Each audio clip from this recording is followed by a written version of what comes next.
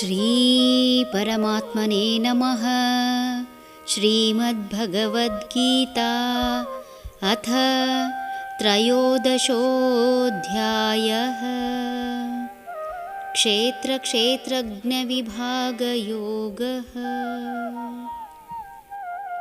ಜ್ಞೇಯಂ ಯತ್ತತ್ ಪ್ರವಕ್ಷ್ಯಾಮಿ ಯಜ್ಞಾತ್ವಾಮೃತಮಶ್ನುತೆ ಅನಾದಿಮತ್ ಪರಂ ಬ್ರಹ್ಮ ನ ಸತ್ತನ್ನಾಸದುಚ್ಯತೆ. ಯಾವುದನ್ನು ಜ್ಞೇಯ ತಿಳಿಯಬೇಕಾದದ್ದೆಂದು ಹೇಳುತ್ತಾರೋ ಅದನ್ನು ಈಗ ಹೇಳುವೆನು. ಅದನ್ನು ತಿಳಿಯುವುದರಿಂದ ಮನುಷ್ಯನು ಅಮೃತನಾಗುತ್ತಾನೆ.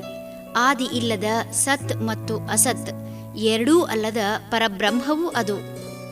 ಮನುಷ್ಯ ಮುಖ್ಯವಾಗಿ ತಿಳಿಯಬೇಕಾಗಿರುವ ವಿಷಯವನ್ನು ಅರ್ಜುನನಿಗೆ ಹೇಳಲು ಉತ್ಸುಕನಾಗಿದ್ದಾನೆ. ಯಾವುದನ್ನು ತಿಳಿದರೆ ಮನುಷ್ಯ ಸಾವಿಲ್ಲದವನಾಗುತ್ತಾನೋ ಅಂತಹ ಪರಮ ಪವಿತ್ರವಾದ ವಿಷಯ ಹೇಳಲು ಸಿದ್ಧನಾಗಿದ್ದಾನೆ. ಜಗತ್ತಿನಲ್ಲಿ ಕೆಲವು ಶಾಶ್ವತವಾಗಿ ಉಳಿದರೆ ಕೆಲವು ಬದಲಾವಣೆ ಹೊಂದುತ್ತವೆ. ಶಕ್ತಿಯನ್ನು ಉತ್ಪಾದಿಸುವುದಕ್ಕಾಗಲಿ ಅಥವಾ ನಾಶಪಡಿಸುವುದಕ್ಕಾಗಲಿ ಅಸಾಧ್ಯ. ಆದರೆ ಇದನ್ನು ಒಂದೆಡೆಯಿಂದ ಇನ್ನೊಂದೆಡೆಗೆ ಚಲಿಸುವಂತೆ ಮಾಡಬಹುದಷ್ಟೇ. ಯಾವುದು ಶಾಶ್ವತ ಅದನ್ನು ಬ್ರಹ್ಮ ಎನ್ನಬಹುದು. ಜಡ ವಸ್ತುಗಳು ಶಕ್ತಿಯ ಸಹಾಯದಿಂದ ಒಂದು ರೂಪದಿಂದ ಇನ್ನೊಂದು ರೂಪ ಪಡೆಯಬಹುದಷ್ಟೇ. ಇದು ಶಾಶ್ವತವಲ್ಲ. ಈ ಕಾರಣದಿಂದ ಇದನ್ನು ಅಸತ್ ಎನ್ನಬಹುದು. ಇವು ಶಕ್ತಿಯ ಸಹಾಯದಿಂದ ತಮ್ಮ ಆಕಾರ, ಬಣ್ಣ ಹಾಗೂ ತಮ್ಮ ಸ್ಥಳ ಬದಲಾಯಿಸಬಹುದು. ಶಕ್ತಿಯ ರೂಪವಾಗಿರುವ ಆತ್ಮಕ್ಕೂ ಹುಟ್ಟು ಹಾಗೂ ಸಾವು ಇಲ್ಲ. ಆದರೆ ಜಡ ವಸ್ತುವಿನಿಂದಾದ ದೇಹ ನಾಶ ಅಥವಾ ಪರಿವರ್ತನೆ ಹೊಂದುವಂತಹದ್ದು. ಹೀಗೆ ಜಗತ್ತಿನಲ್ಲಿ ನಾಶವಾಗುವಂಥದ್ದು ಹಾಗೂ ನಾಶವಿಲ್ಲದರ ಸಂಯೋಜನೆಯಿಂದ ಚೇತನವನ್ನು ಕಾಣುವುದು.